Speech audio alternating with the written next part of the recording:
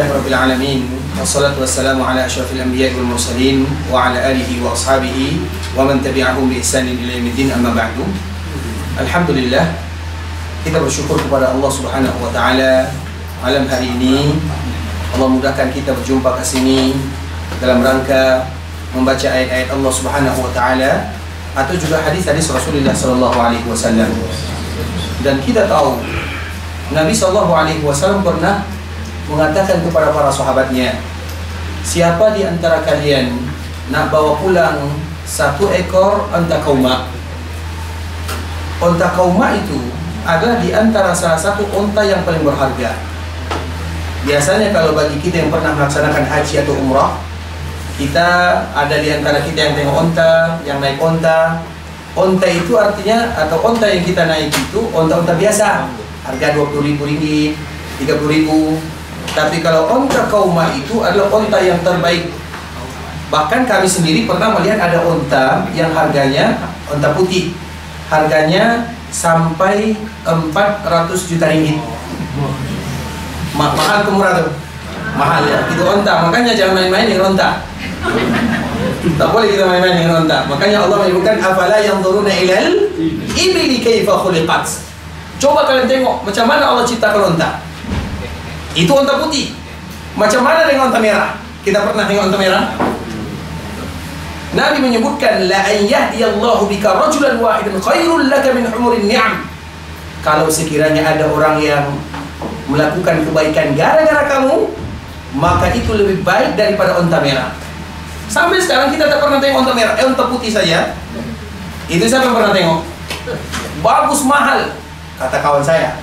Saya juga tak pernah tengok soalnya. Nah, bagaimana dengan onta kauma?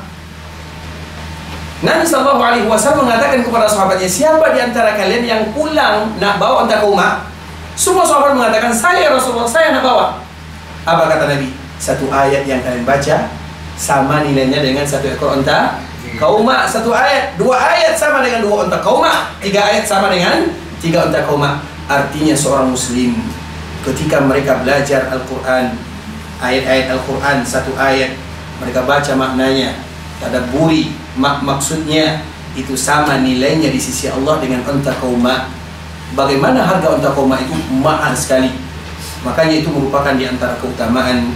Dan semoga duduknya kita ke sini termasuk orang-orang yang nanti bawa pulang onta kauma di dalam surga Allah Subhanahu wa taala. Kemudian tentunya salam dan selawat senantiasa kita aturkan buat junjungan kita bersama Muhammad bin Abdullah sallallahu alaihi wasallam, karena selawat memiliki keutamaan yang sangat banyak sekali. Bahkan Imam Ibnu Qayyim mengatakan satu selawat itu punya 40 keutamaan. Orang berselawat dimudahkan urusannya di dunia. Orang berselawat dikabulkan doanya. Orang berselawat dilancarkan urusannya. Orang berselawat diampunkan dosanya. Orang yang berselawat ditinggikan derajatnya.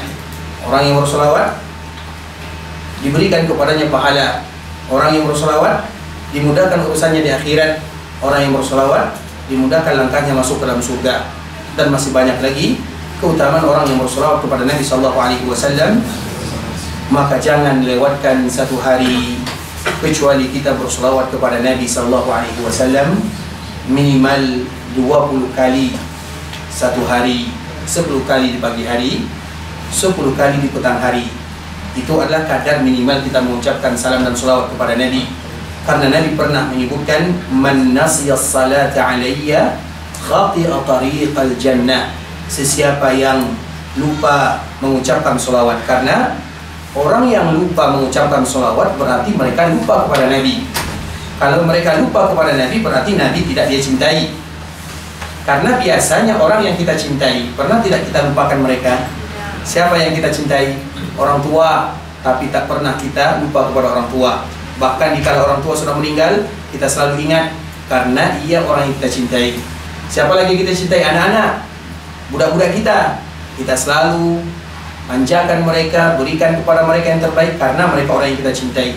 Orang yang kita cintai tak mungkin kita lupakan. Dan orang yang paling kita cintai di dunia adalah Muhammad bin Abdullah sallallahu alaihi wasallam. Makanya orang yang tak mau mengucapkan selawat berarti cinta dia dipertanyakan kepada Nabi. Sehingga dari situlah Nabi menyebutkan man nasiyas salata alayya, sesiapa yang lupa mengucapkan salawat kepadaku, khati'a tariqal jannah, nanti dia salah melangkah menuju surga. Kalau salah melangkah menuju surga, kita melangkah menuju siapa mana? Langkah tak ada pilihan yang lain. Karena surga tak dibuka kecuali untuk baginda Muhammad bin Abdullah. Jadi masalah salawat itu bukan masalah biasa.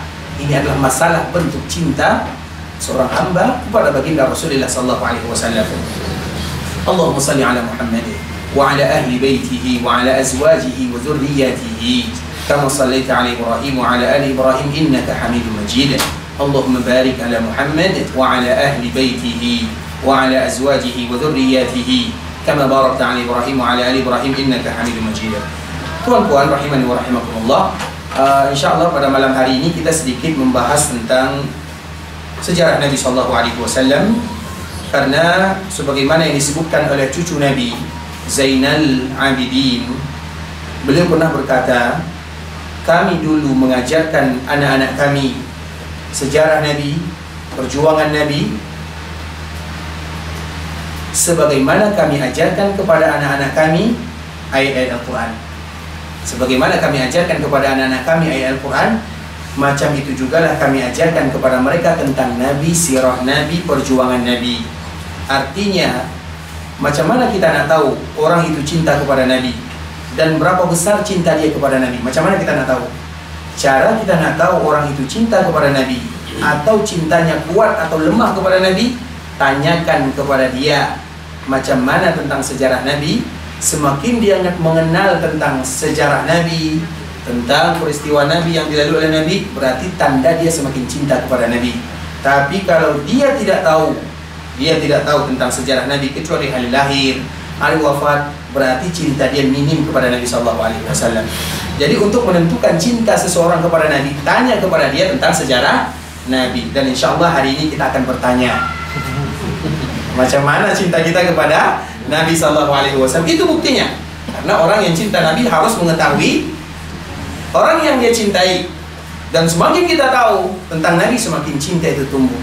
Dulu seperti contoh misalnya kita dulu nak kawin misalnya. Nak kawin macam mana kita cari orang ini, bahkan apa yang dia suka, apa yang dia tidak suka kita harus tahu. Betul atau tak betul? Kenapa demikian? Karena kita akan kawin dengan dia, kita cinta kepada dia. Dan manusia yang paling kita cintai adalah Muhammad bin Abdullah. Cara Nabi berjalan macam mana harus kita tahu. Cara tidur Nabi macam mana harus kita tahu. Cara bercakap Nabi macam mana harus kita tahu. Kenapa? Karena Nabi adalah manusia yang paling kita cintai. An-nabiyyu aula bil mu'minina min anfusihim. Allah katakan di dalam surah Al-Ahzab, Nabi paling pantas, bahkan wajib dicintai oleh kaum muslimin lebih daripada cinta mereka kepada diri sendiri. Artinya kita cinta diri sendiri, tapi cinta kepada Nabi melebihi cinta kita kepada diri kita sendiri. Salah satunya adalah sejarah Nabi sallallahu alaihi wasallam. Kita akan angkat sejarah singkat dengan Nabi sallallahu alaihi wasallam, yaitu perjuangan Nabi sallallahu alaihi wasallam dikala Nabi hijrah dari Mekah menuju Madinah. Nabi sallallahu alaihi wasallam memiliki perjuangan yang tidak ringan, sehingga di antara salah satu nama Nabi adalah Al-Malhamah. Nabi itu banyak punya nama, dan ini soalan pertama yang harus kita hafalkan. Nabi itu punya nama banyak sekali. Yang pertama, Nabi namanya adalah Ahmad, disebutkan oleh Allah satu kali di dalam Al-Quran. Yang kedua, nama Nabi adalah Muhammad, disebutkan oleh Allah 4 kali di dalam Al-Quran. Kemudian nama Nabi yang lain adalah Al-Mahi. Al-Mahi artinya menghapus, karena dikala Allah utus Nabi, dihapus kesyirikan di Jazirah Arabia. Kemudian Al-Aqib. Al-Aqib itu artinya yang tak ada Nabi setelah Nabi, maka Nabi dinamakan yang Al-Aqib. Al-Hashir. Al-Hashir itu artinya semua makhluk nanti akan dikumpulkan kepada Nabi di hari akhirat. Nabiur Rahmah, karena Nabi terkenal dengan kasih sayangnya. Nabi Taubah, Nabi yang sangat membantu kaum muslimin untuk kembali kepada Allah. Kemudian Al-Muqaffi, Nabi penutup semua para Nabi. Al-Marhamah, Nabi yang paling sayang kepada umatnya. Al-Malhamah. Al-Malhamah itu artinya Nabi yang paling banyak perjuangannya. Makanya semua para Nabi, semuanya berjuang di jalan Allah. Tapi yang paling berat perjuangannya adalah baginda Muhammad bin Abdullah sallallahu alaihi wasallam, sehingga Allah namakan Nabi dengan Al-Malhamah. Tapi siapa yang bisa ulang nama-nama Nabi?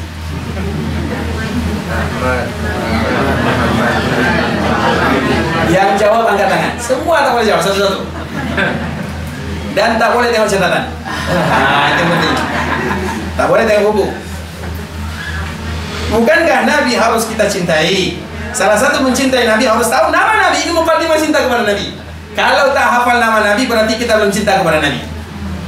Ini bahaya ini. Baik, kita ulang lagi. Ahmad, Muhammad, Al-Mahi, Al-Aqib, Al-Hashir, Nabiur Rahmah, Nabiut Taubah, Al-Muqaffi, Al-Marhamah, Al-Malhamah. Itu baru 10. Ada lagi yang lain. Apa? Al-Mutawakkil, Asy-Syafi. Masih banyak lagi yang lain. Karena biasanya dalam orang Arab, semakin banyak punya nama, semakin menunjukkan kedudukan yang paling tinggi.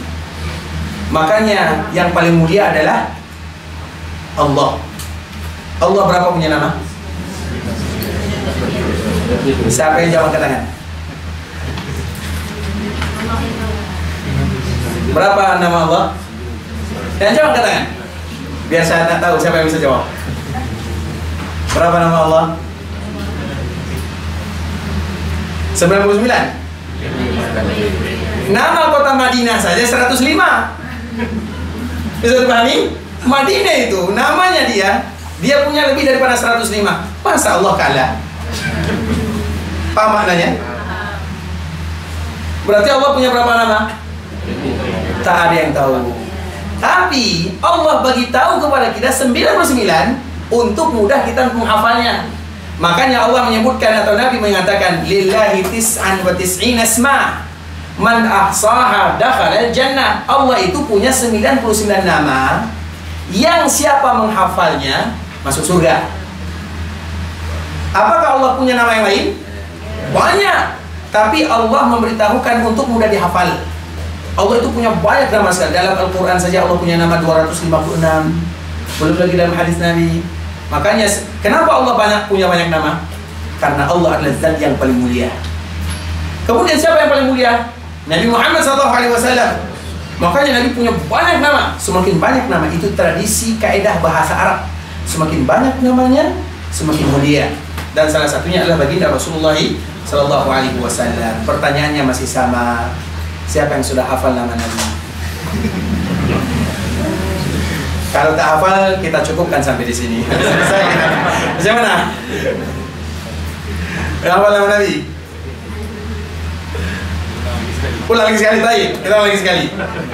Taib. Yang pertama, Ahmad. Artinya yang dipuji. Tambah arti makna nih. Taib. Yang kedua, Muhammad. Artinya yang bukan yang terpuji, yang banyak dipuji. Itu dia mana? Nanti akan dijelaskan. Kemudian Al-Mahi yang menghapus, Al-Aqib yang terakhir, Al-Hashir yang Allah kumpulkan manusia semua nanti di akhirat kepada beliau. Kemudian Nabiur Rahmah, kita tahu maknanya Nabiur Rahmah, Nabi Rahmah.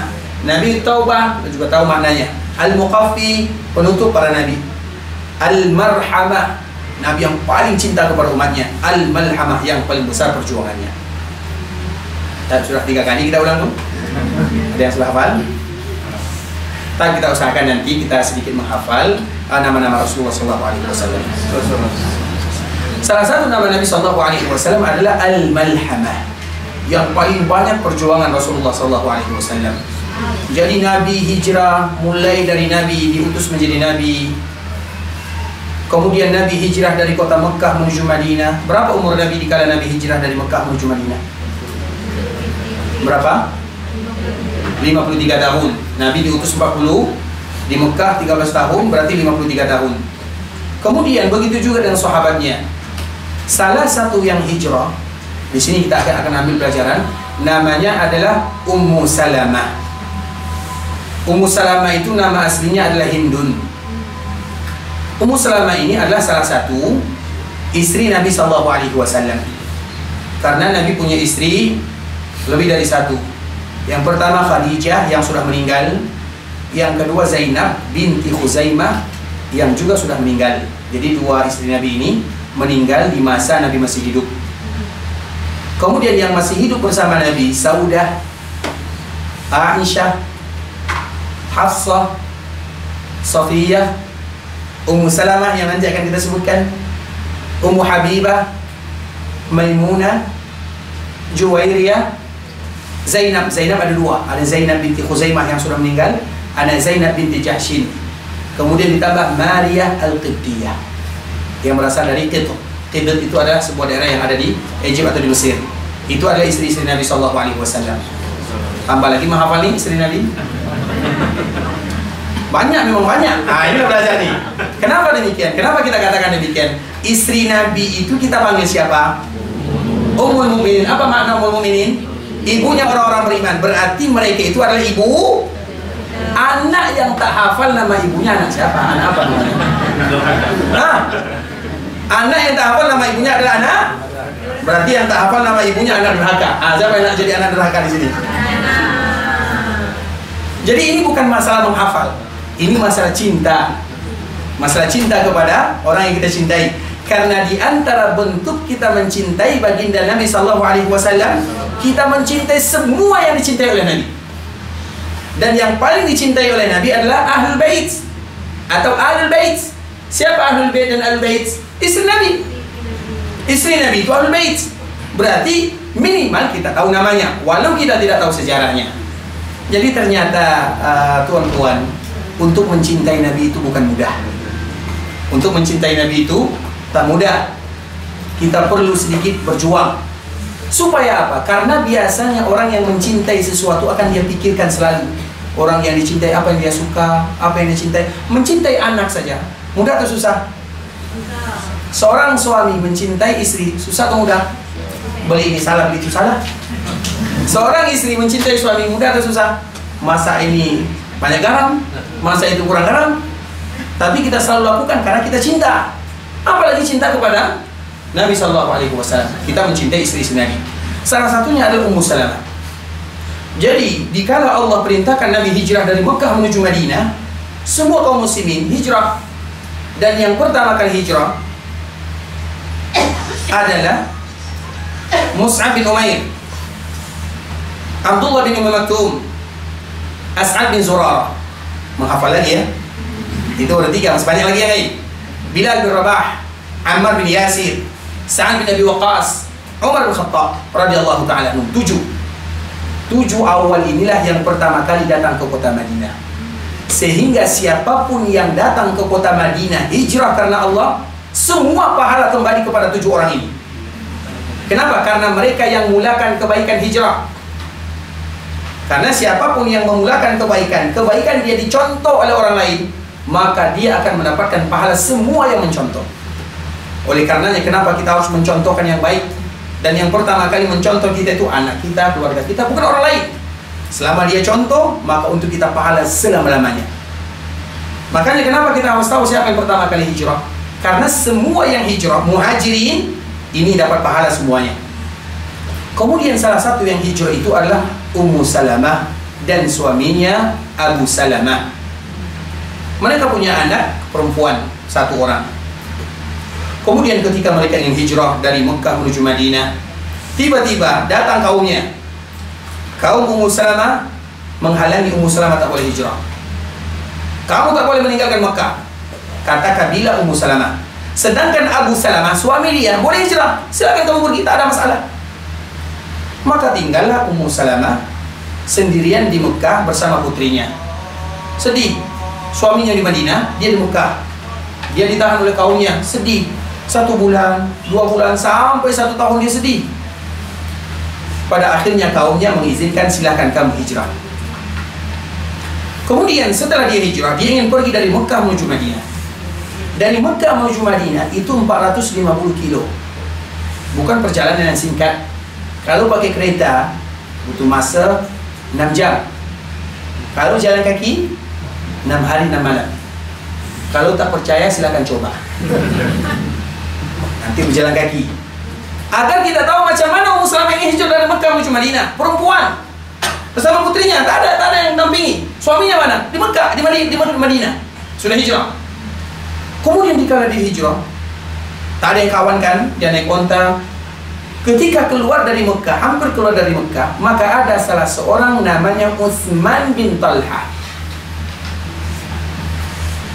Utsman bin Talha ini siapa? Nanti akan kita sebutkan. Dia bukan muslim. Dikala dia tengok Ummu Salamah, dia tanya, kamu nak kemana? Ummu Salamah mengatakan, saya ingin ke Madinah berjumpa dengan suamiku. Utsman bin Talha kembali bertanya, siapa yang mengawankan dirimu hijrah atau pergi ke Madinah? Maka Ummu Salamah mengatakan, tak ada. Maka di saat itulah Utsman mengatakan, tunggu dulu ke sini. Dia pulang, dia siap-siap, kemudian dia yang hantarkan Ummu Salamah pergi ke Madinah, berjalan kaki. Padahal dia bukan muslim. Kemudian sesampainya, karena siapapun yang dari Mekah menuju Madinah, tempat yang pertama kali mereka jumpai adalah Quba. Ketika hampir sampai di Quba, apa kata Utsman ini yang belum menjadi seorang muslim? Suamimu di sana, suamimu di sana. Silakan kamu pergi menjumpai suamimu. Aku balik lagi ke kota Mekah. Dia balik lagi ke kota Mekah. Jadi dia hanya menolong Ummu Salamah karena tak kuat dengan perempuan pergi berjalan sendirian. Dia bantu. Makanya Utsman ini pada akhirnya masuk Islam. Dan Utsman ini tahukah kita siapa? Utsman ini adalah orang yang pegang kunci Ka'bah. Kemudian karena kebaikan Ummu Salamah ini, pada akhirnya nanti menjadi istri Nabi. Ya, betul? Nah, Nabi ingat akan cerita ini. Yang membantu Ummu Salamah ini dulu hijrah adalah Utsman. Kemudian dikala Nabi sampai ke Mekah, diminta kunci Ka'bah, dibuka, Nabi masuk. Dilihat di Ka'bah itu ada patung Nabi Ibrahim, maka Nabi hancurkan semuanya. Karena mereka buat patung Nabi Ibrahim ada mainan namanya an-nard. An-nard itu artinya mainan yang tak boleh, diharamkan dalam agama. Mainan yang ada satu, dua. Misalnya kita apa namanya? Dadu. Itu an-nard namanya. Itu tak boleh. Kemudian dihancurkan oleh Nabi SAW. Kemudian kembali ditutup Ka'bah. Kuncinya siapa yang pegang? Utsman bin Talha. Apa kata Nabi? Wahai Utsman, kunci ini akan dipegang oleh kamu dan oleh anak cucumu sampai hari kiamat. Tak ada satupun yang boleh ambil kunci ini kecuali dia adalah orang-orang yang zalim. Makanya di Malaysia ada tak kunci Ka'bah? Kalau di Indonesia ada. Berarti dia adalah orang-orang? Belum tentu. Bisa jadi dia keturunan dari Utsman. Kita tahu. Siapa? Kita tahu disebut nama. Astagfirullah. Baik. Artinya kalau ada yang mengatakan ini kunci Ka'bah, berarti bisa jadi dia keturunan Utsman bin Talha yang hijrah menjadi orang Nusantara. Mungkin atau tak mungkin? Mungkin, tapi jauh lah sedikit. Berarti tinggal pilihan yang kedua. Berarti dia adalah orang yang zalim. Siapapun yang mengatakan ini kunci Ka'bah, berarti dua kemungkinan. Kalau tidak cucu Utsman, berarti dia orang zalim. Agar kita tahu akidah itu bagaimana, kita tak boleh dibodoh-bodohi. Sejarah sudah jelas. Nabi mengatakan, wahai Utsman. Kenapa Nabi mengatakan yang demikian? Nabi ingin wafa. Wafa itu artinya berbalas jasa. Nabi ingin berbalas jasa karena dia dulu yang bantu Ummu Salamah. Kunci Ka'bah ini kamu yang pegang dan anak cucumu sampai hari kiamat. Makanya sekarang siapapun yang masuk Ka'bah mesti minta izin sama Bani Syaibah, karena Utsman itu berasal dari kabilah Bani Syaibah, Asy-Syaibi, karena jasa dia kepada Ummu Salamah. Makanya nanti kalau ada di antara kita yang masuk Ka'bah, cari dulu Bani kabilah Bani Syaibah. Kalau ada kenalan Bani Syaibah boleh masuk Ka'bah, karena mereka yang pegang kuncinya. Itu sampai hari kiamat Nabi yang kata seperti itu. Kemudian setelahnya Ummu Salamah sampailah di Mekah, di Madinah. Sampai di Madinah bertemu dengan suaminya Abu Salamah. Abu Salamah itu adalah seorang suami yang terbaik. Kemudian tidak lama mereka berkumpul di Madinah, keluarga kecil yang bahagia. Tiba-tiba takdir berbicara lain. Wafatlah Abu Salamah. Ummu Salamah sedih. Dikala dia bersedih, datang Nabi SAW. Wahai Ummu Salamah, ucapkanlah Allahumma ajurni fi musibati wa khluf li khairan minha. Inna lillahi wa inna ilaihi raji'un itu bukan ucapan hanya untuk orang yang meninggal sahaja. Tak. Apapun masalah yang kita hadapi, ucapkanlah inna lillahi wa inna ilaihi raji'un. Anak sakit, inna lillahi wa inna ilaihi raji'un. Harta hilang, inna lillahi wa inna ilaihi raji'un. Pekerjaan tak ada, inna lillahi wa inna ilaihi raji'un. Kalimat inna lillahi wa inna ilaihi raji'un diucapkan dalam 5 keadaan. Allah katakan dalam Al-Quran, وَلَنَبْلُوَنَّكُمْ بِشَيْءٍ مِنَ الْخَوْفِ وَالْجُوعِ وَنَقْصٍ مِنَ الْأَمْوَالِ وَالْأَنْفُسِ وَالثَّمَرَاتِ وَبَشِّرِ الصَّابِرِينَ الَّذِينَ إِذَا أَصَابَتْهُمْ مُصِيبَةٌ قَالُوا إِنَّا لِلَّهِ وَإِنَّا إِلَيْهِ رَاجِعُونَ. وَلَنَبْلُوَنَّكُمْ بِشَيْءٍ مِنَ الْخَوْفِ. Kalau kita takut apa saja? Takut menghadapi masa depan, takut melihat anak kita seperti ini, takut melihat keluarga semacam ini. Inna lillahi wa inna ilaihi raji'un. Walanabluwannakum bisyai'in minal khawfi wal ju'. Lapar karena miskin. Lapar karena tak boleh makan. Ada tak orang yang kaya tak boleh makan? Banyak. Jadi yang lapar itu bukan orang miskin, orang kaya pun bisa lapar. Walanabluwannakum bisyai'in minal khawfi wal ju'. Ucapkan inna lillahi wa inna ilaihi raji'un. Wa naqsin minal amwal, yang kurang harta, inna lillahi wa inna ilaihi raji'un. Wal anfus itu artinya kalau sakit kecil apapun. Bahkan kalau misalnya tersandung batu pun, inna lillahi wa inna ilaihi raji'un. Wa thamarat, kekurangan buah-buahan. Jadi 5 ini kita ucapkan inna lillahi wa inna ilaihi raji'un. Jadi bukan untuk orang yang meninggal saja. Bisa dipahami? Nah, karena ayat ini, makanya nanti kita lihat ayat ini dan surah Al-Baqarah. Kapan diucapkan oleh seorang muslim? Ketika mereka mendapatkan sesuatu yang mereka tak suka. Kemudian meninggallah Abu Salamah, maka dia bersedih, Ummu Salamah bersedih. Nabi ajarkan, ucapkanlah Allahumma ajurni, ya Allah berikan kepadaku balasan, fi musibati, dalam musibah yang menimpa, wa khluf li khairan minha, ganti dengan yang terbaik. Makanya apapun dalam kehidupan ini, semua kita ada masalah. Orang yang tak ada masalah, maka dia ada masalah. Masalah besar. Kenapa? Karena pada saat itu Allah tak cinta sama dia. Sehingga apa kata Abdullah bin Mas'ud? Kami kalau tidak diuji oleh Allah dengan masalah, kami tanyakan iman kami ini betul atau salah. Jadi orang yang tak ada masalah berarti dia dalam keadaan masalah besar. Karena iman masalahnya, Allah tak sayang sama dia. Makanya setiap ada musibah, doa ini yang harus kita ucapkan, diajarkan oleh Nabi SAW kepada Ummu Salamah. Karena jika kita ada masalah, kita tidak ada pilihan kecuali 4. Apapun masalah yang kita hadapi, kita tak ada pilihan kecuali 4. Yang pertama, kita marah-marah. Kenapa seperti ini? Kenapa macam ini? Kenapa terjadi? Kenapa terjadi? Yang pertama. Yang kedua, bersabar. Dia bisa marah, tapi dia tahan. Maka itu makna sabar. Sabar itu artinya menahan. Kemudian, ridha.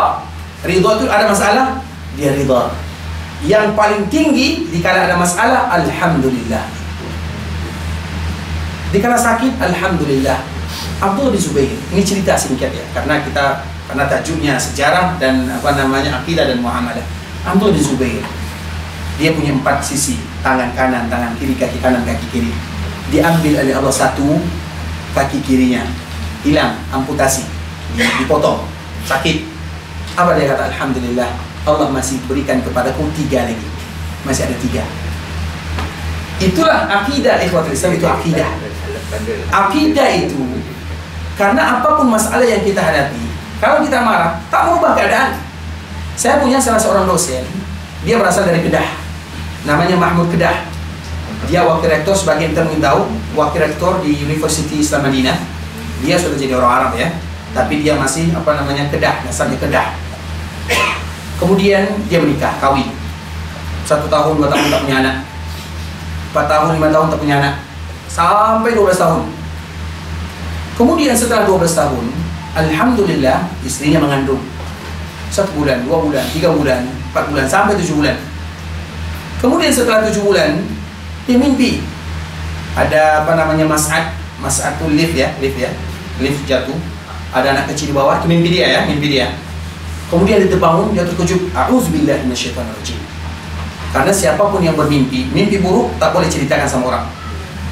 Harus berlindung, a'udzubillahi minasyaitonirrajim, udah. Tapi ingat ya, jangan sampai ada suami di samping. Baik.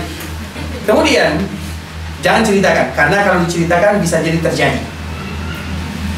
Mimpi baik juga silent, diam dulu sampai terjadi. Misalnya mimpi, Masya Allah dia tawaf di Ka'bah, kemudian dia bangun, ucapkan Alhamdulillah, tapi diam, jangan ceritakan. Kalau dia ceritakan, nanti dia bukan tawaf di Ka'bah, tawaf di mall. Sampai nanti dikala dia tawaf di Ka'bah, inilah tafsir mimpi saya dulu. Bisa dipahami? Makanya mimpi tak boleh curhat, diam saja. Kalau itu kabar buruk, semoga Allah hindarkan kita. Kalau itu kabar gembira, semoga Allah kabulkan. Paham ya? Maksudnya ya? Baik. Kemudian dosen saya ini mimpi, dia tuh ada anak di bawah, dia auzubillahi minasyaitonir, dia diam. Tapi dia tahu sedikit, ini ada masalah sesuatu. Kemudian ternyata dia pergi umroh, kemudian balik, umur kandungan sudah 7 bulan ya. Kamu periksa seperti biasa, periksa. Ternyata ada sesuatu.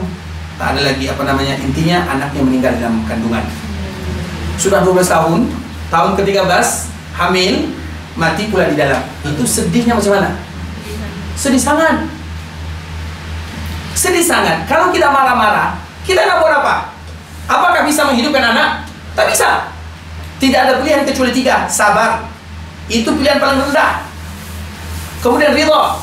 Pilihan yang kedua, yang paling tinggi adalah Alhamdulillah. Karena tidak ada seorang hamba yang diuji oleh Allah kecuali Allah sayang kepada dirinya.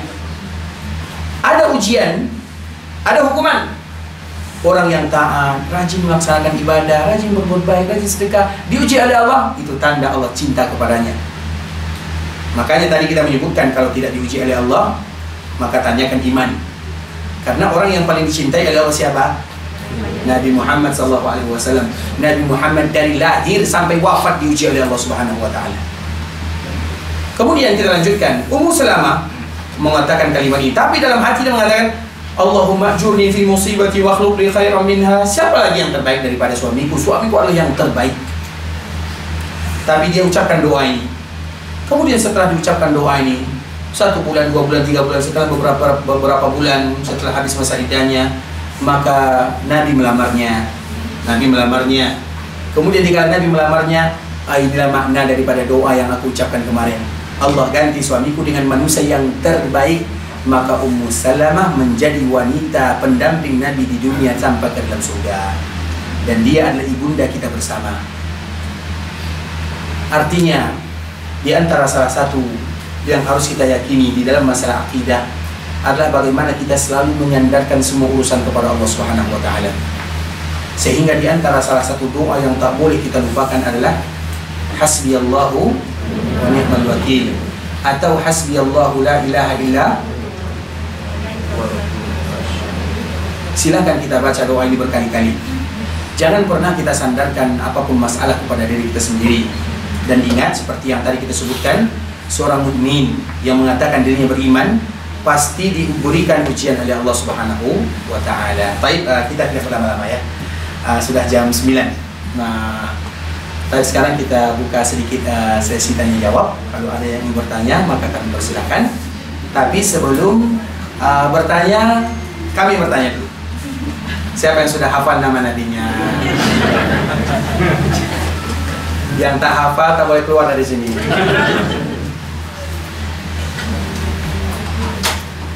Ada yang hafal? Baik, silakan yang mau tanya, kami persilakan. Sambil nanti kita menghafal nama-nama Nabi, nama istri-istri Nabi dan orang-orang mulia. Karena ketika kita menghafal nama-nama seperti ini, itu adalah tanda kemuliaan. Karena biasanya orang yang memikirkan tentang baginda Nabi SAW, tentu sesuatu itu akan kita bawa dalam kehidupan, bahkan dalam tidur pun kita bawa. Makanya macam mana supaya kita mudah mimpi bertemu dengan Nabi SAW? Bahas dulu tentang Nabi SAW, pelajari tentang Nabi, sejarah Nabi.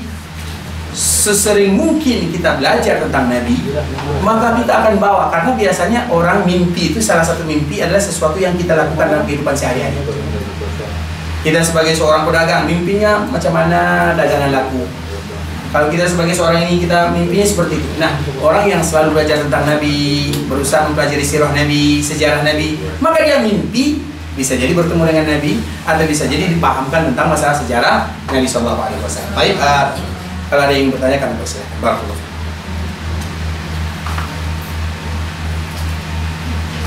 Oke semua?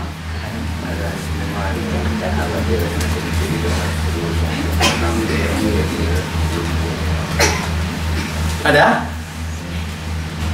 Atau paham semua nih?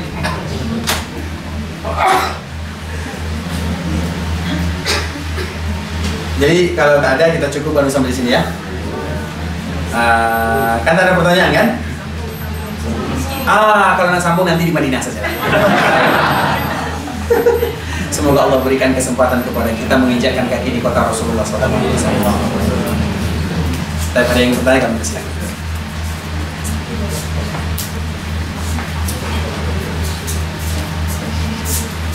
Berarti kalau tidak ada, alhamdulillah ya. Sebelumnya kami mohon maaf Bapak Ibu. Semoga pembahasan singkat ini, walau hanya 35 menit ya, tapi memberikan manfaat kepada kita dalam kehidupan kita, terkhusus sejarah atau Baginda. Sampai 9:30, saya diskon sampai 9 ya. Ada yang ingin bertanya? Baik, kata sampai jam 9:30 katanya. Ini macam mana nih? Sambung? Tapi saya tak nak sambung macam mana nih? Karena kita sejarah itu sebenarnya seronok ya, belajar sejarah itu sebenarnya indah sekali. Apalagi sejarah Nabi SAW betul-betul penuh dengan keindahan. Sejarah para sahabat saja begitu indah, apalagi sejarah baginda Rasulullah SAW. Baik, kita lanjutkan sedikit saja ya. Ini masih berkaitan dengan muamalah. Karena tadi berkaitan dengan akidah dan muamalah. Bagian akidah kita sudah ambil bahwa di antara salah satu keyakinan kita yaitu percaya kepada qada dan qadar, bukan hanya sekedar percaya. Qada itu tidak ada yang buruk. Semuanya yang baik, semuanya baik. Dan kebaikan itu bisa jadi kita tahu, bisa jadi kita tidak tahu. Makanya tadi kita contohkan Ummu Salamah dikala diberikan ujian oleh Allah Subhanahu wa taala meninggal suaminya. Padahal tak ada kawan di Madinah. Kawan satu-satunya adalah suaminya. Suaminya pun meninggal. Contoh yang lain begitu juga dengan Ummu Habibah. Ummu Habibah itu istri Nabi yang lain. Ummu Habibah itu orang yang pertama kali hijrah ke kota Habasyah. Jadi awal hijrah itu ke Habasyah. Habasyah itu sekarang seberangnya Jeddah. Habasyah itu tempat orang-orang Nasara. Nabi izinkan sahabat awal mula ada 12 orang. Termasuk diantaranya adalah putri Nabi yang bernama Ruqayyah bersama suaminya Utsman.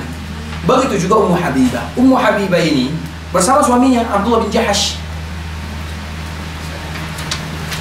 Abdullah bin Jahash ini dikala hijrah bersama istrinya Ummu Habibah sampai di sana, sampai di Habasyah, tiba-tiba Ummu Habibah ini mimpi lagi, mimpi melihat suaminya mukanya buruk, mimpi melihat sesuatu yang buruk lah.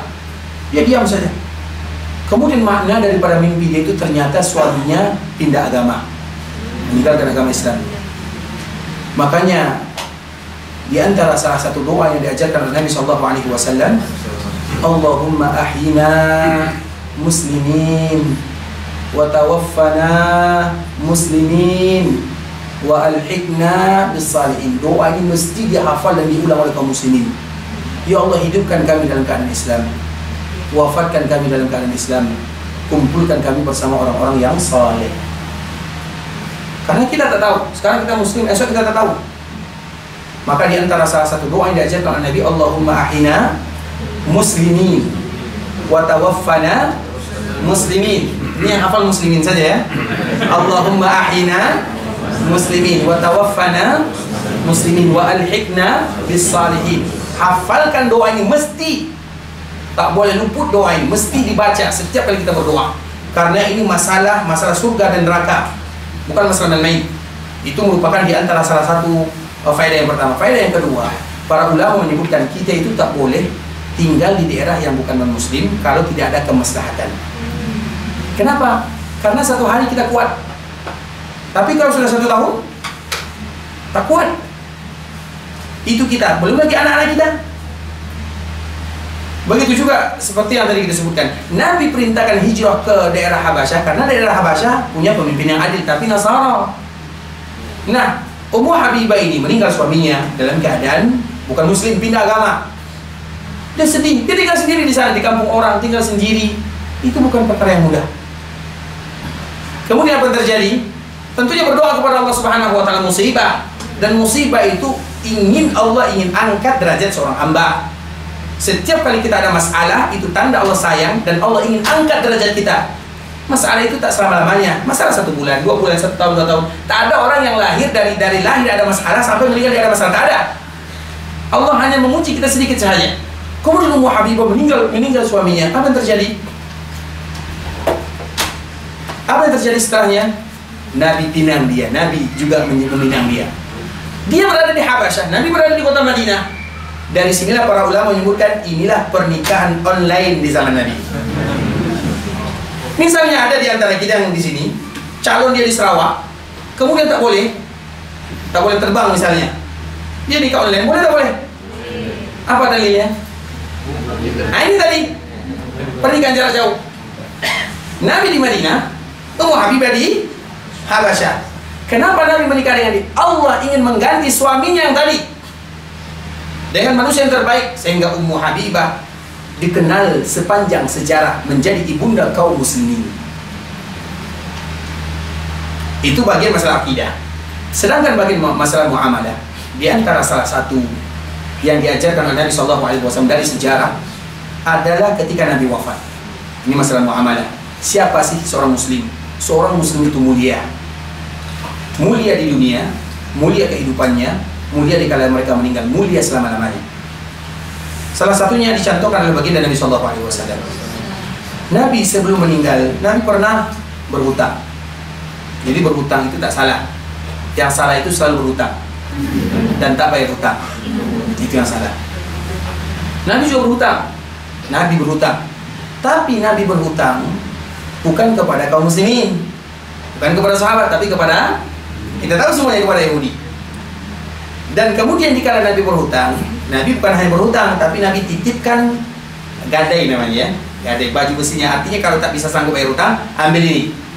Makanya kalau kita misalnya ada hutang, saya ingin berhutang tapi saya tak bisa bayar, tapi saya titipkan ini. Kalau saya tak bayar hutang, maka silahkan manfaatkan ini. Yang ini tidak boleh kita manfaatkan sampai dia bisa bayar hutang atau tak bisa bayar hutang. Bisa dipahami? Nah, itu ingat. Kalau dimanfaatkan, riba namanya. Kemudian Nabi menggadaikan baju besi dia. Pertanyaannya, kenapa Nabi berhutang kepada orang Yahudi? Apakah sahabat tak ada yang kaya? Sahabat tak ada yang kaya? Oh, banyak sahabat yang takut kaya. Kalau kita takut kaya, takut miskin. Sahabat itu takut kaya. Ini betul nih. Contoh misalnya Abdurrahman ini, saking banyak dia punya harta, macam mana dia nak buang harta? Saking banyaknya, tak hitung lagi, tak terhitung lagi banyaknya harta. Kemudian supaya hartanya berkurang, maka dia belanja semua kurma Madinah, kurma yang busuk, yang buruk. Karena kalau kurma yang bagus itu bukan biasa, tapi dia belanja kurma yang tidak bagus, yang tak elok makan, yang sudah keras macam batu. Dia beli semuanya sehingga para pedagang beruntung dan dia rugi, kata dia, supaya hartanya habis. Semua kurma, coba kalau kita beli beras se-Malaysia ini, kurang tidak harta kita? Bukan kurang, kita tak bisa beli. Lain. Bisa dipahami? Tak sama kan? Nah, agar kita tahu. Kemudian dia beli semuanya. Alhamdulillah, para pedagang yang punya kurma yang tak laku, tak bagus, alhamdulillah dapat uang dari Abdurrahman. Dan ditambah lagi harganya. Kemudian beberapa tahun, kurma banyak sekali di rumah Abdurrahman. Tiba-tiba dari negara Habasyah, negara tetangga, ada yang cari kurma yang keras tak laku. Ada orang yang cari kurma tak laku. Siapa yang punya kurma tak laku? Yang keras? Satu-satunya di kota Madinah adalah. Jadi uang yang tadi dia belikan datang berlipat-lipat ganda. Coba ya. Satu-satunya orang yang takut kaya adalah, bukan satu aja, banyak para sahabat itu mereka takut kaya. Saking banyak mereka punya harta. Kalau kita takut, makanya ada salah satu doa yang saya rasa tak sanggup kita ucapkan. Betul nih. Apa kata Nabi? Allahumma ahini miskina. Ya Allah, hidupkan aku dalam keadaan miskin. Sanggup? Wa tawaffani miskina. Wafatkan aku dalam keadaan miskin. Wa alhiqni ma'al masakin, kumpulkan aku bersama orang-orang miskin. Karena yang pertama kali masuk surga itu adalah orang-orang. Berarti kita mau miskin atau kaya? Saya mau kaya masuk surga. Kalau kita sama ya. Semoga Allah masukkan kita semua ke dalam surga. Baik, kita kembali kepada Nabi SAW. Jadi Nabi berhutang. Apa kata ada sahabat? Banyak. Tapi kenapa harus berhutang kepada orang Yahudi? Karena coba bayangkan, Nabi tak punya duit. Coba bayangkan, Nabi tak punya makanan yang bisa dimasak di rumah dia. Nabi SAW penduduk surga yang masih ada di dunia. Kemudian Nabi SAW, kalau sekiranya Nabi datang kepada Abu Bakar, wahai Abu Bakar, di rumah tak ada kurma, boleh tak saya pinjamkan kurma? Kira-kira apa jawaban Abu Bakar Siddiq? Tak boleh pinjam, semua yang ada ambil.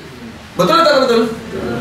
Datang kepada sahabat yang lain, nangis sahabat, tengok Nabi seperti itu menangis. Tak mungkin mereka berikan piutang kepada Nabi. Tak mungkin Nabi berhutang kepada mereka, tak mungkin. Nyawa mereka berikan kepada Nabi. Masa kurma tak diberikan kepada Nabi? Tapi Nabi tak mau macam itu. Kalau Nabi berhutang kepada orang Yahudi, kira-kira jawaban orang Yahudi apa? Jangan lupa bayar ya. Iya atau tidak? Tak ada urusan dia dengan Nabi. Nabi tak ingin menyusahkan orang lain. Nabi tak ingin menyusahkan para sahabatnya. Nabi sengaja berhutang kepada orang Yahudi. Kalau orang Yahudi jatuh tempo bayar, selesai. Tak ada urusan ini. Nabi bukan Nabi, ini hutang ya hutang. Tapi kalau kepada sahabat, maka mereka akan menangis. Artinya Nabi ingin mengajarkan bagaimana kita berusaha. Karena yang terbaik itu adalah seseorang yang makan dari hasil tangannya sendiri. Berusaha, tidak pernah menyandarkan kepada orang lain. Karena kaedahnya, siapapun yang bersandar kepada manusia, maka mereka akan kecewa. Tapi siapapun yang bersandar kepada Rabbnya manusia, Allah tidak akan pernah mengecewakan hambanya.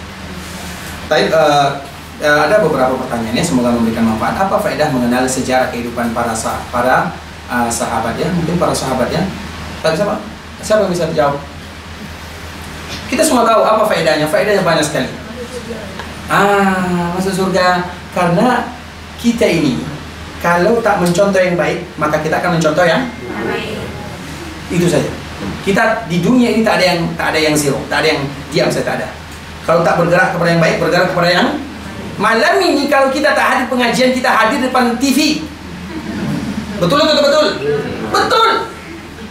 Manusia itu harus bergerak, melakukan aktiviti. Kalau tidak baik maka buruk. Yang mubah itu boring. Yang mubah itu tak serulah kalau bahasa kitanya. Makanya kalau kita ingin di antara bentuk kenapa kita selalu diajarkan memanfaatkan waktu untuk kebaikan, karena kalau tak maka kita akan memanfaatkan waktu untuk keburukan. Salah satu kebaikan itu adalah dikala kita memanfaatkan belajar tentang sahabat, kita contoh mereka. Karena kalau kita tidak contoh sahabat, kita akan contoh Ronaldo.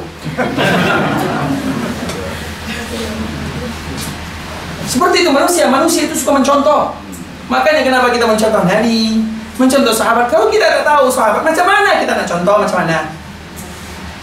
Kalau kita tak tahu Nabi, macam mana kita nak contoh Nabi? Kita tak tahu macam mana Nabi makan, macam mana Nabi duduk, macam mana Nabi berbaring, macam mana Nabi makan pakai tangan kanan, berjalan. Macam mana kita nak contoh? Kalau kita tak contoh Nabi, kita contoh yang lain. Makanya banyak di antara kita yang minum masih dengan tangan kiri. Kenapa? Karena dia tak tahu Nabi SAW. Banyak karena Nabi itu, ajaran Nabi sempurna dunia akhirat. Begitu juga dengan sahabat Nabi SAW.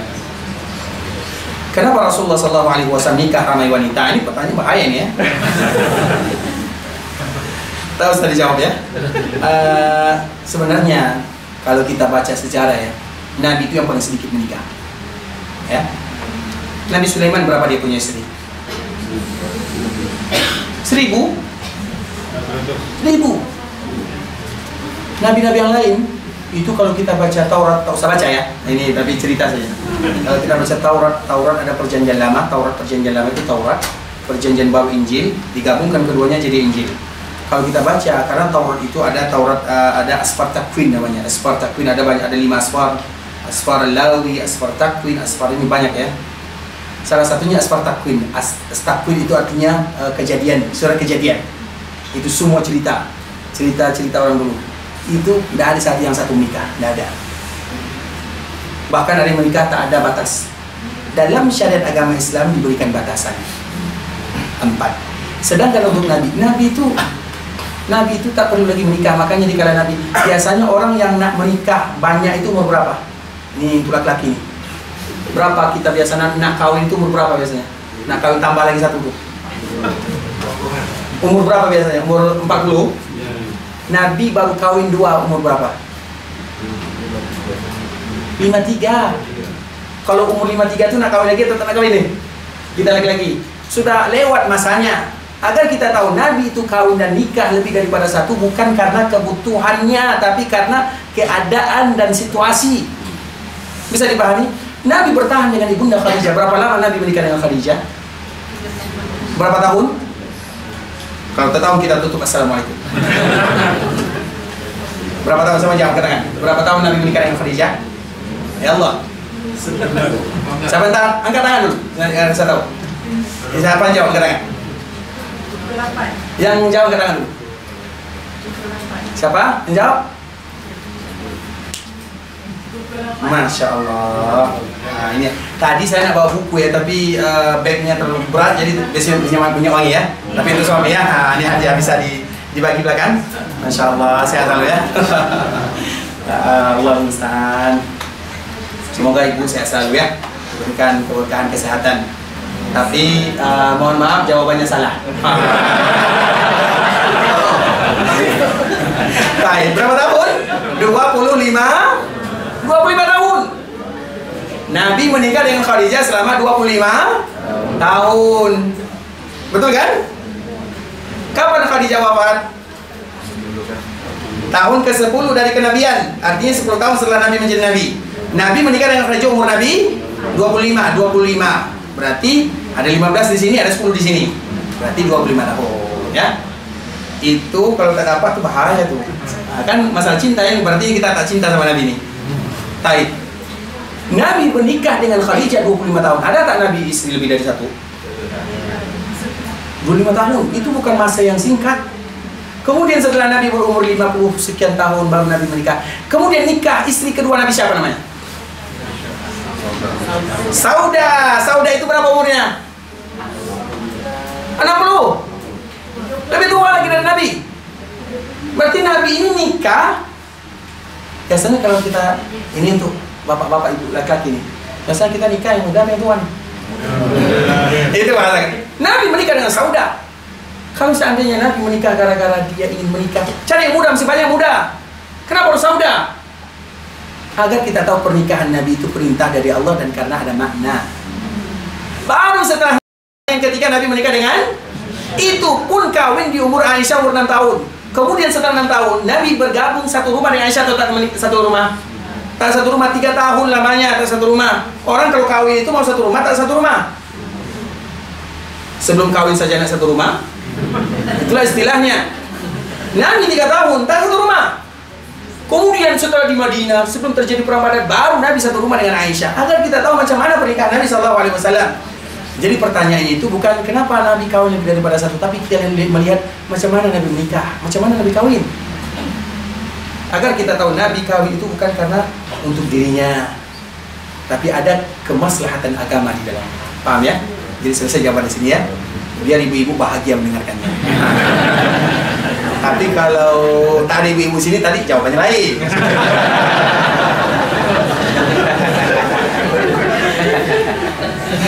Ya kan? Baik. Tapi tak salah kan? Betul. Baik, betul. Kenapa Allah banyak menceritakan kisah dalam Al-Quran? Al-Quran itu 2/3. Sulusain itu semuanya kisah. Sejarah, kenapa kita harus tahu sejarah? Sejarah itu cerita lama. Dan sejarah itu akan berulang sampai hari kiamat. Allah ceritakan tentang kaum Nabi Lut. Kaum Nabi Lut masih ada zaman sekarang atau tak ada? Banyak. Coba kita bayangkan macam mana Nabi Lut berdakwah. Allah ceritakan tentang orang yang curang dalam timbangan. Banyak atau tak banyak? Sejarah itu cerita lama. Iya, tapi itu akan berulang lagi. Semuanya sama. Jadi dunia ini tak berubah. Perangai manusia di dunia juga tak berubah. Makanya di dalam Al-Quran itu Allah banyak bercerita tentang manusia, bukan teknologi. Karena teknologi berubah dari zaman teknologi di zaman kita ini. Kalau kita dulu-dulu di zaman kakek-kakek kita itu, kalau ada kamera, ada wifi, ada ini, mereka bilang ini ada radio ini syaitan dari mana? Mereka tak tahu. Jin, betul kan macam itu jawabannya? Karena di zaman mereka tak ada. Di zaman kita nanti kita tidak tahu 100 tahun ke depan, kita tak tahu macam mana dunia. Makanya Allah tak cerita dunia, tak cerita tentang teknologi di dalam Al-Quran. Cerita tentang manusia. Karena manusia tidak akan pernah berubah. Dunia bisa dikejar oleh orang-orang yang cerdas, tapi agama tidak bisa dikejar kecuali orang-orang yang punya hati yang selamat salim. Bukankah Al-Quran cerita manusia semua? Manusia itu sama, tak akan berubah. Secanggih apapun dunia, manusia tetap sama. Zaman yang berbeda, maka itulah gunanya sejarah. Makanya belajar sejarah itu agar kita tidak sama dengan orang-orang terdahulu. Kita tahu sejarah itu motivasi untuk berbuat baik atau motivasi untuk meninggalkan keburukan-keburukan yang terjadi di zaman-zaman sebelumnya. Ustaz, apa nasihat untuk dakwah di Malaysia agar dakwah sunnah semakin berkembang? Masalah dakwah kita tak boleh pikirkan. Masalah dakwah kita harus berbuat selesai. Bisa dipahami? Bagaimana macam ini? Tak perlu kita berbuat. Makanya ada dalam Nabi Muhammad itu ada surat namanya surat Muhammad, ya kan? Di dalam Al-Quran itu ada nama 3 surat Nabi. Yang pertama Muhammad, yang kedua dan yang ketiga cari sendiri. Ya, cari sendiri nanti. Di dalam Al-Quran itu ada 3 surat untuk Nabi SAW. Yang salah satunya ada surat Muhammad namanya. Surat Muhammad itu di awal ayat, agar kita tahu ini kecaman dari Allah kepada kita, ancaman. Tapi di awal Allah mengatakan ya ayyuhalladzina amanu in tansurullaha yansurkum wa yutsabbit aqdamakum. Wahai orang-orang yang beriman, kalau kalian menolong Allah, maka Allah akan tolong kalian dan Allah akan buat kalian semangat dalam agama. Kita yang memerlukan Allah atau Allah yang memerlukan kita? Kita yang memerlukan Nabi atau Nabi yang memerlukan kita? Nabi tak perlu kita, Allah tak perlu kita. Kita yang memerlukan agama atau agama yang memerlukan kita? Kita mau masuk agama tetap akan jaya. Kita tak sama Nabi tetap akan mulia. Kita tidak memerlukan Allah Azza wa Jalla, Allah tetap Rabbul Izzati wal Jalalah. Berarti yang memerlukan Allah, yang memerlukan agama, yang memerlukan baginda Nabi yang mulia adalah kita. Bisa dipahami? Baik, itu awal ayat. Akhir ayat apa kata Allah? Wa in tatawallaw yastabdil qauman ghairakum thumma la yakunu amsalakum. Kalau kalian tak mau berbuat baik, tak mau menyebarkan agama, diam-diam saja, mereka saya, itu artinya saya, kamu saya, itulah artinya tak ada lagi ada ghirah, ada semangat untuk menyebarkan agama dan dakwah, menyampaikan kebaikan. Wa in tatawallaw, kalau kalian tak mau, yastabdil qauman ghairakum, makhluk Allah selain manusia masih banyak. Kita tak punya Rabb kecuali Allah sahaja. Makanya Allah mengatakan wa in tatawallaw yastabdil qauman ghairakum, Allah ganti dengan makhluk yang masih banyak orang yang masih berdakwah, masih banyak orang yang menyebarkan agama, masih banyak orang yang harta dia dijadikan untuk bantu fakir miskin, buat sekolah agama, bangun surau, bangun masjid, bangun kebaikan. Mudah bagi Allah untuk memilih. Kita tidak ingin ganti, kita ingin kita yang dipilih oleh Allah. Kalau kita tak mau, Allah tak merasa rugi, kita yang rugi. Masih banyak kan orang-orang Malaysia yang berdakwah jauh dengan hartanya, dengan ininya banyak. Allah tidak pernah memerlukan kita, tapi kita tidak ingin digantikan dengan makhluk yang lain, dengan manusia yang lain. Kita tak mau. Makanya kalau kita diam-diam saja agama, ya selesai. Maka masih banyak makhluknya lain. Coba lihat, makhluk Allah itu selain manusia banyak sekali. Makanya Allah sebutkan dalam ayat ini. Ayat ini bahaya bagi mereka yang diam-diam saja. Wa in tatawallaw yastabdil qauman ghairakum. Allah ganti. Kemudian apa ayat terakhir? Tsumma la yakunu amsalakum. Makhluk yang Allah ganti tak sama macam kalian. Kalian duduk saja. Duduk di rumah, pagi pergi kerja, pulang dunia, pagi dunia, siang dunia, malam dunia, pagi esok meninggal dunia. Mudah bagi Allah Subhanahu wa taala, tak sulit. Bisa dipahami? Kalau kita hidup seperti kerja, pulang, tidur, semua makhluk seperti itu semuanya. Tapi bukan itu yang diinginkan oleh Allah. Dan kita ingin agar ada waktu kita untuk agama.